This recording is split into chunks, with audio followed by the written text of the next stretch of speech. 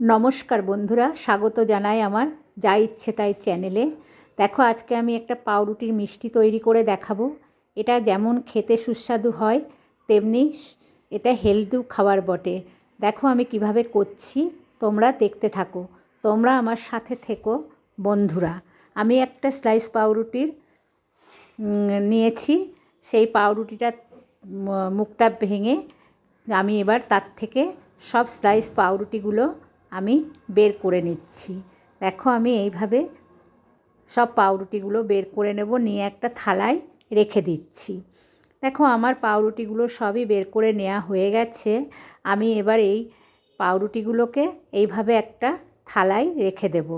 রেখে দিয়ে আমি এবার কি করব, আর একটা থালা নেব। সেই থালার উপরে আমি একটা পাউরুটি নিয়ে নেব।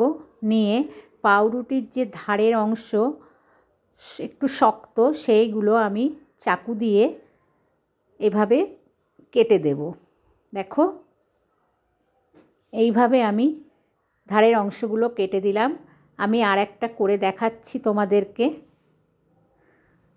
দেখো এইভাবে কেটে নেবে তোমরা।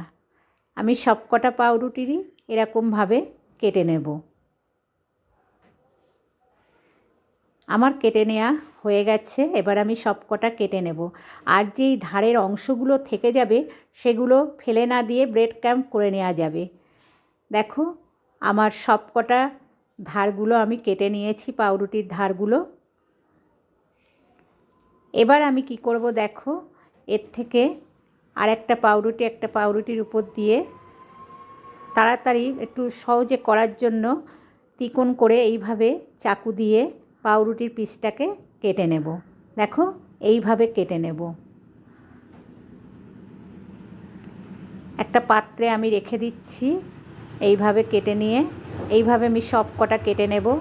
দেখো আমার সব কটা কেটে নেওয়া হয়ে গেছে। এগুলোকে আমি একটা পাশে রেখে দিচ্ছি। আমি গ্যাসটা জ্বালিয়ে দিয়েছি। কড়াইতে আমি আতসের দুধ দিয়ে দিয়েছি, গরুর দুধ। এটাকে আমি ভালো করে ফুটিয়ে নেব। দুধটাকে দেখো ভালো করে ফুটিয়ে নেব। দুধটা বেশ দেখো ভালো করে ফুটে উঠেছে। এর মধ্যে আমি এবার দিয়ে দেব এই বাটির হাফ বাটি চিনি। মিষ্টিটা তোমরা তোমাদের স্বাদ অনুযায়ী দেবে, যে যেমন মিষ্টি খাবে সেরকম মিষ্টিটা দিয়ে দেবে। আবারও একটু আমি ভালো করে চিনিটার সঙ্গে দুধটার সঙ্গে ভালো করে ফুটিয়ে নেব। এবার আমি এই ফোটানো দুধটার থেকে 3 হাতা মতন দুধ আমি এই বাটিটায় তুলে নেব। দেখো 3 হাতা দুধ আমি তুলে নিয়েছি।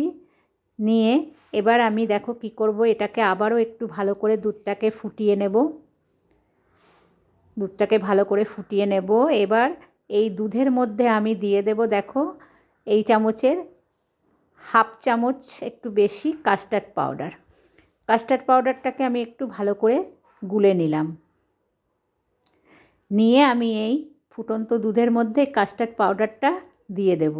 দিয়ে ভালো করে মিশিয়ে দিয়ে একটু ঘন করে নেব। দেখো বেশ ঘন হয়ে এসেছে।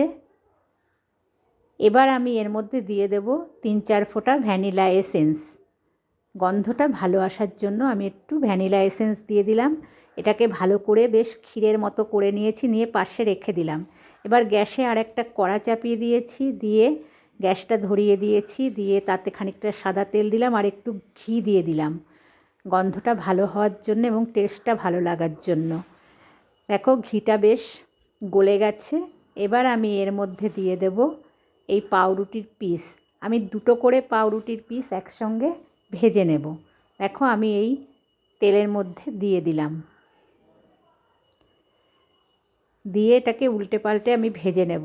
এটা ভাজা হয়ে গেছে। এবার আমি এই পাউরুটির পিসকে তুলে নিচ্ছি। দেখো এটাকে আমি তুলে নিয়েছি। এবারও আবার দিয়ে দেব 2টো করে। এইভাবে আমি সবকটা পাউরুটির পিস ভেজে নেব। দেখো এগুলো আমার ভেজে নেওয়া হয়ে গেছে। আর এদিকে আমার দেখো সব পাউরুটিগুলো ভেজে নেওয়া হয়ে গেছে। আমি এবার একটা থালা নিয়েছি। থালায় এই পাউরুটির পিসগুলোকে আমি সাজিয়ে দেব পরপর, এভাবে সাজিয়ে রাখবো। দেখো আমি প্লেটে পাউরুটিগুলো বেশ ভালো করে সাজিয়ে দিয়েছি। এবার যে দুধ দিয়ে আমি কাস্টার্ড পাউডার দিয়ে যেটা আমি ক্ষীরের মতন করে রেখেছিলাম, ওটা আমি উপর দিয়ে দেখো হাতায় করে নিয়ে আমি এর উপরে ঢেলে দেব। এটার সঙ্গে পাউরুটিটা একদম নরম হয়ে যাবে আর খেতেও খুব সুন্দর লাগবে। দেখো এইভাবে আমি সব ক্ষীরের মতন যে দুধ দিয়ে করে রেখেছিলাম সেটা সমস্তটাই এর সঙ্গে দিয়ে দেব, এর মধ্যে পাউরুটিটার মধ্যে পরপর আমি সবটাই দেখো দিয়ে দিয়েছি। এবার আমি এটার উপর দিয়ে কিছুটা কাজু বাদাম কুচিয়ে রেখেছি সেটা দিয়ে দেব। কাজু বাদাম কুচিটা এর উপরে আমি ভালো করে ছড়িয়ে দেব। এভাবে আমি ভালো করে এটাকে ছড়িয়ে দিলাম। দেখো কাজু বাদামটা আমার ছড়িয়ে দেয়া হয়ে গেছে। দেখো বন্ধুরা, এই জিনিসটা খেতে খুব ভালো লাগে আর বাচ্চারা খুব পছন্দ করে খায়। বাচ্চারা বড়রা প্রত্যেকেই খুব খেতে ভালোবাসে।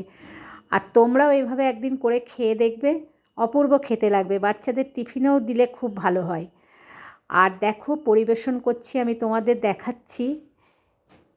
এইভাবে তুলে এক একটা করে পরিবেশন করবে।